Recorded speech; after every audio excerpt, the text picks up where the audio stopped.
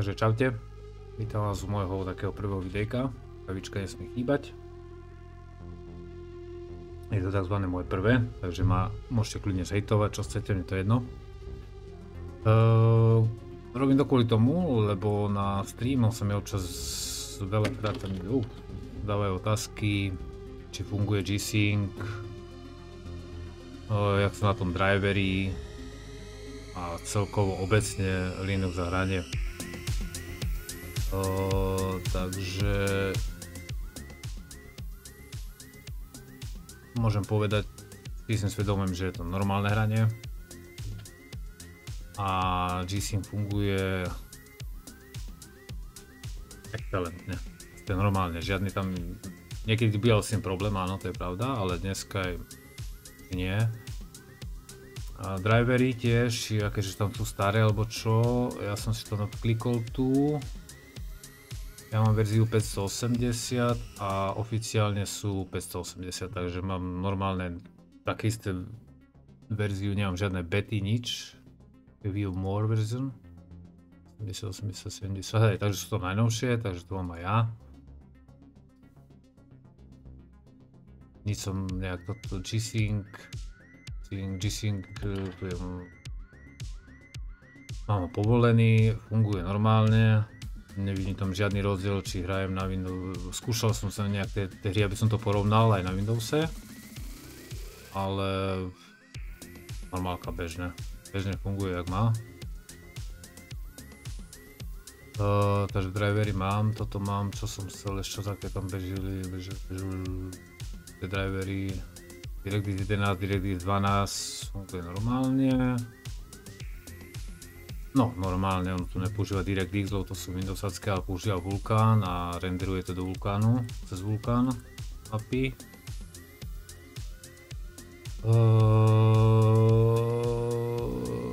Jedinú nevýhodu vidím v tom, čo som už aj na streame spomínal, že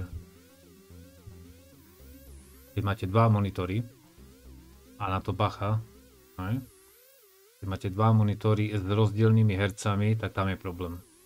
A upresním to tak, že robí presne to, že ak máte monitor čo 200 Hz a druhý 100 Hz, tak vám obidve monitory prepne na 100 Hz.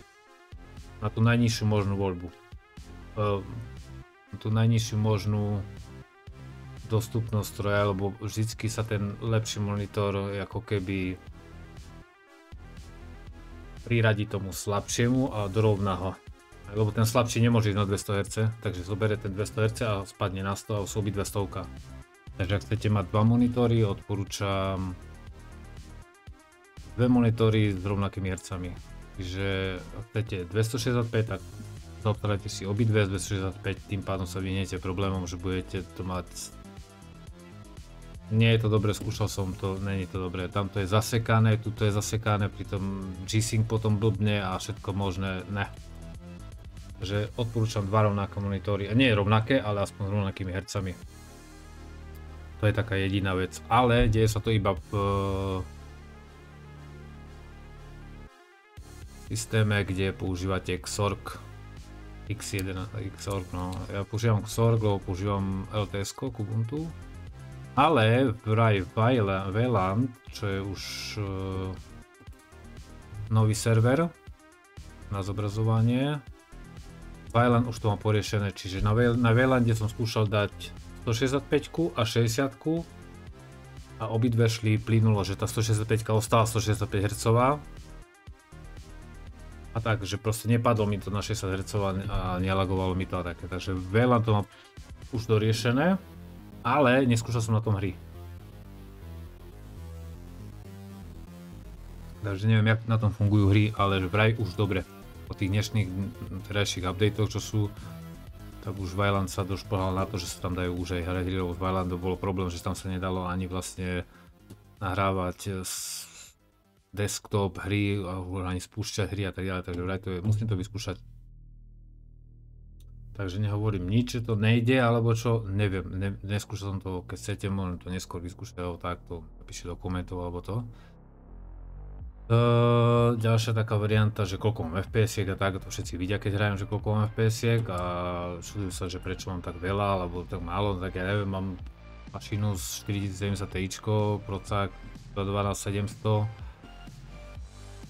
väčšinou všetko mám nad 100, 120, 150, 200 FPS, tam ja som sa nestretol s hrou, že by som mal, hej, ale hovorím, vychádza mu výkon nejaký, to musím uznať, lebo som ale nie na všetkých hrách, iba na niektorých hrách, proste vidím, že je tam plus minus rozdiel 10-15 FPS, čo znení, povedzme si pravdu, pri dnešných hrách 200-180 FPS, tam či má 150 alebo 160, alebo či 150 alebo 140, nehraje žiadnu rolu, keďže máte G-Sync alebo AMD, jak sa to volá, UMDčka, už neviem, to je jedno, takže tam to nehraje rolu. Horšie je, keď máte nejaký starší stroj a máte nejakú novú hru, kde máte už len nejakých 70 FPS a pôjdete do Linuxu, tam budete mať 50, 55, hej, a tam už to hraničí s tou, že už by som to ani radšej neskúšal. Alebo potom musíte zase tú hru znehodnotiť kvalitou, znižovať detaily a vyzerá to potom nie je dobré, jak na oko a silou mocou tlačí, len aby som si to zahral na Linuxe, to nie je už. To je pre mňa blbosť, proste keď chcem Linux, tak musím doniesť takto, bolo to horšie, teraz to je nebe a dudy, hej, to už je teraz raj. Ale hovorím po niektorých som mal napríklad lepšie, napríklad Sandstorm, tam mám skoro 300 FPS, čo vo Windowse som nemal ešte ani raz, neviem prečo, pritom mám to isté nastavenie, lebo ja mám harddisk 1, na ktorom mám hry, že sa vám prepnem do Windowsu a nemusím nič inštalovať, všetko nastavenie ostáva. Takže vám zapnem to tam, vyskúšam a tak, takže som to skúšal. Jedi Survival to isté, 15-20 FPS má viac. Neviem, či to robí ten Vulkan, alebo neviem. Aj, takže tak. Vulkan používa dva verzie, DirectX 11 a 12. To je DirectX 11 sa tam volá DXVK a DirectX 12 je VKD3D. Takže ja hneď vidím, keď napríklad si dáme test,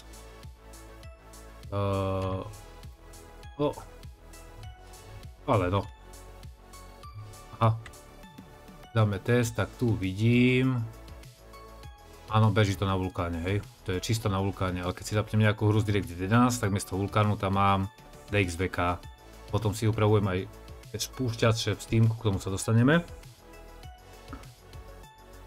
Podľa toho si upravím aj spúšťače, čo tam si dám, čo tam nechcem, troška, že mi to uhladí, hej, tu je vidno, že je krásne, dobre. Ďalšia otázka, sa ma pýtali, že jak sa to inštaluje, či to je ťažké, alebo to je neľahké, pre mňa to je úplne bežná vec, otvorím si programy, nájdem si Steam. Steamko mám už nainštalované, hej, tu si to nainštalujem, nesťahujete žiadne veci z internetu, nič, všetko máte tu balíčkovači, oni používajú svoje softy, upravené presne tak na tú verziu a verziu, ktorú máte, ktorú používate, čiže nechodíte po žiadnych stránkach, nesťahujete nič, tu je všetko, jak Steam, tak VLC, no proste všetko, čo potrebujete, nejaký LibreOffice, ja som dal 2E, pardon, LibreOffice, Excel, Base, Writer, no všetko tu je, nemusíte nikde chodiť. Na videa používam Kdenlive, klasicky, je to jednoduché, ale splní všetko, čo treba. Na filmy používam SM Player, nie VLCčko, Discord funguje normálne, klasicky. Spotify, a tu je, Spotify normálne funguje, Teamko, Telegram, bežné veci, kalendár, hlasitosti, tu ešte Power Management, si upravujem výkon procesoru, keď chcem, čo robím, keď nerobím nič, dám si ho na plne tu, na čo má bežať naplno. No a dostaneme sa k tomu Steamku.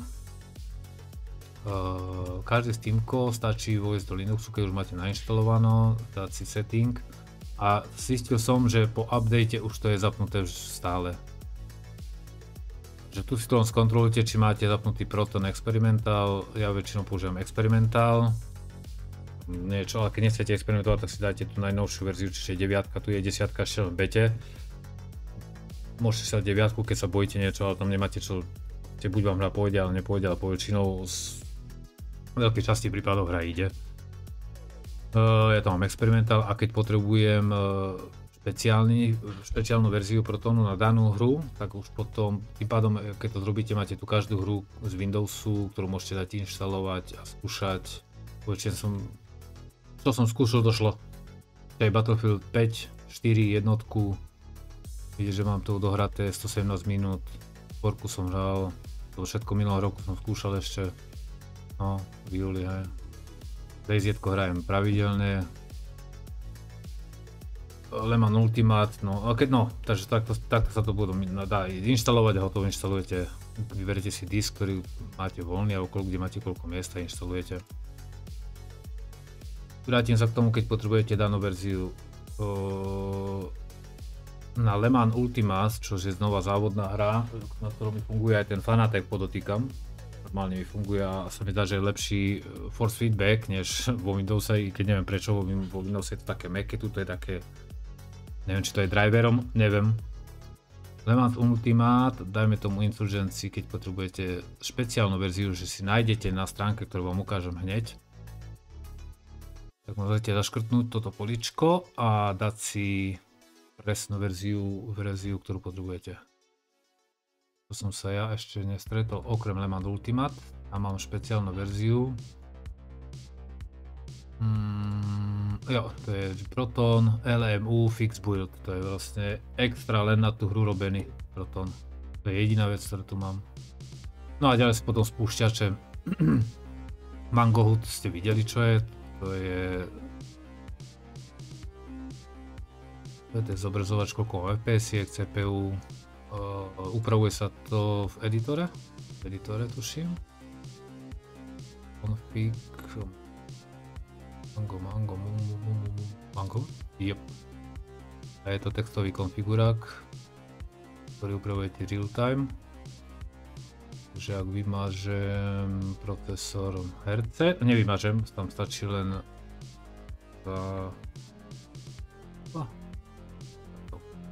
teraz keď to dám uložiť, tak herce mi zmiznú.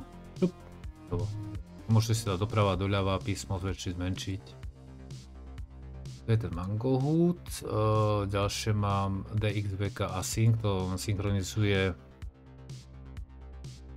textúry, aby to bolo plynulejšie, ale to sa používa, ako som spomínal, iba v hre, ktoré ide na DirectX 11. 11, áno. Takže keď viem, že tá hra podporuje iba 12, tak tento príklad je tu zbytočný, ale úplne. No a Enable Wiki Basalt, to je zase ďalšia feature vo NVIDIA, to je v tom control paneli, čo sa tam nastavuje sharpness, sítosť farieb, jas, kontrast, tak sa toto nastavuje tu, ale tiež v konfiguráku. A ja to mám len jemne upravené, aby som to mal troška ostrejšie. VK to bude Včko tu je. Yep.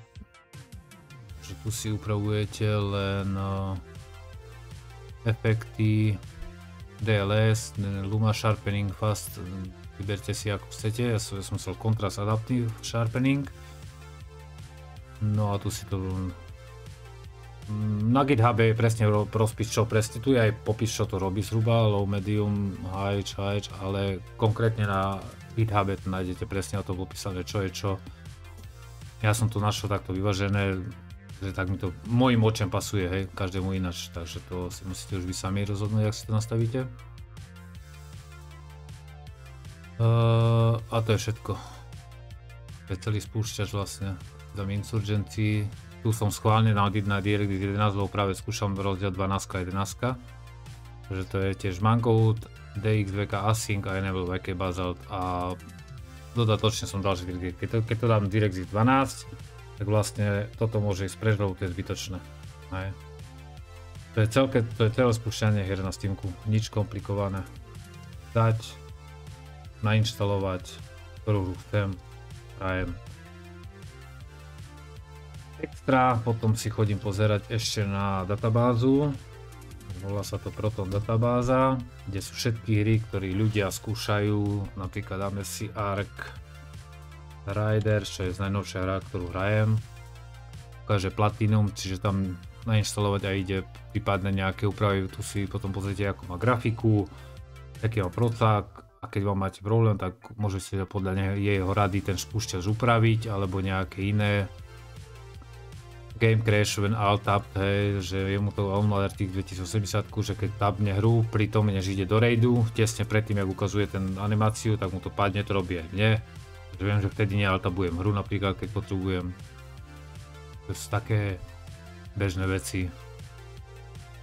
No, tento to skúšal cez Wayland, čiže pravdepodobne to Proton Enable Wayland, takže to ide aj cez Wayland. Tento príkaz tu má zbytočný. Takže zase netreba všetko kopírovať, treba vedieť, čo je čo. Keď som vysvetlil, že DXVK je pre DX11, tak on to tu má úplne zbytočne, lebo to je pre DX. Toto má 12 a toto je pre 11 príkaz, čiže to je irrelevantné, čo tu má on. Ale nič sa to nestane, keď tam je, nič sa nedeje. Takže tak, takže tu si to kontrolujem, tu je databáza všetkých hier na Steamku, ktoré idú, ktoré nejdú. Insurgency, Sunstorm, Gold, Work Perfectly a tak ďalej, tak ďalej. Takže tu je tá stránka, ja ju dám dole do popisku pod video, že si to môžete kontrolovať, skúsiť. Ja používam konkrétne Ubuntu, mám rád GDčko. GDE a GNOME to sú dva rôzne prostredia. Ja mám rád to GDčko, je to šikovné, podobá sa to celkom dobre na Windows. Dá sa to upravovať ako chcete, GNOME je troška také krptolné v upravovaní a tak ďalej. No a ešte jednu vec, tu asi najhlavnejšiu. Kto už má Linux a hral nejaké hry pred rokom, pred dvoma a prešiel na nejakú novšiu verziu kernelu, tak mu začali blbnúť DPS-ka. To viem, lebo som videl, že sa na to sťažujú, jak na YouTubeku, že zrazu majú zo 200 FPS 50, to sa stalo aj mne, čo som nechápal, čo sa deje. Tak som to zisťoval a našiel som, že teraz je kernel, teraz mám vlastne nejaký, teraz mám 6.8. Som mal kernel 5.3, 5 neviem jaký, 5.8, 5.7. Tak už bežalo. Nádherne, krásne som hral. Zrazu prišiel update kernelu, jadra, na novšiu verziu, čo je 6. A zrazu som šiel hrať a zrazu som mal nie 200 fps, ale 20, 30, 40 trhaný obraz. Premýšľam, však som nič nerobil, tak čo sa deje? No tak som pátral asi 2 týždne potom a nikto to nejak neriešil, lebo bol asi málo hráčov, proste to spovedali, a serem na to ide na Windows, hej, dáš Windows, ale ja som vedel, že to niekde musí byť chyba v tom, lebo nič som nerobil, nič som nemenil a zrazu to prestalo ísť tak jak malo. No a dopátral som tak k tomu, že kernely od remember to disable when kernel 6.3 is released. So, to nie je toto, tu je wait for kernel 3 before disabling this. OK. Jedná sa o toto. Aj. Táto zmena nastala v nových kerneloch. Takže ak máte problém so kernelami PS6, 1, 6, 2, 6, 3, 6, 4, neviem aký je teraz ešte už LTS-ko, stačí, ak si otvoríte terminál, vôjdete do nastavenia grubu a dodáte tam toto. Split lock detect off. Do tohto riadku, väčšinou v tomto riadku je len quiet splash, vydáte medzeru, necháte kvótu za tým, hej, než to dáte za kvótou, to je potom zbytočné. Dáte to doma aj do tých kvótov, uložíte to reštartujete počítač a máte zase späť svoje FPS a plynulo free. Takže tak, ja som toto vtedy riešil tak, že som si stále nechával stály kernel a ten novší som proste blokoval, aby sa neupdatoval, ale potom ma to prestalo baviť a riešil som to tak a našiel som riešenie, čož bolo ono. Takže to bolo všetko. Keď máte nejaké otázky, viete, kde máte písať. Dúfam, že na to moje prvé video to nejak ušlo. Nemal som nič pripravené, išiel som z kopca rovno. Ma napadlo, to hovorím, možno som toľko vecí zabudol. Som chcel, ale tak zhruba. Čau, čau.